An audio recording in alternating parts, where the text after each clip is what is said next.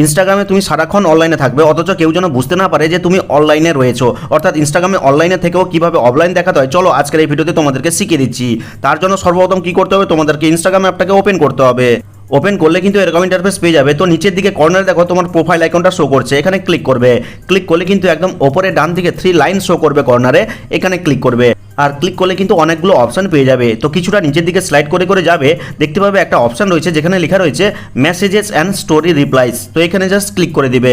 আর click করলে কিন্তু পরের স্টেপে আবার অনেকগুলো অপশন চলে আসবে। তো দেখো কিছুটা নিচের দিকে গেলে একটা অপশন রয়েছে যেখানে লেখা রয়েছে who can see you are online. তার ঠিক নিচে দেখো লেখা রয়েছে শো অ্যাক্টিভিটি স্ট্যাটাস। তো এখানে জাস্ট ক্লিক করবে।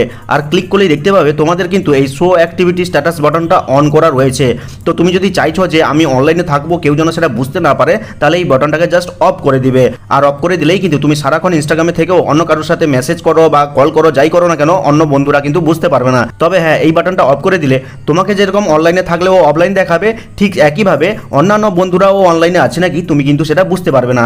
আর তুমি যদি সেটা দেখতে চাও তাহলে অবশ্যই এই বাটনটাকে অন করতে হবে। তো ভিডিওটা থেকে হেল্পফুল মনে হলে লাইক করে চ্যানেলটিকে সাবস্ক্রাইব করবে, কমেন্ট করে জানাবে কেমন লাগলো আজকের এই ভিডিওটা।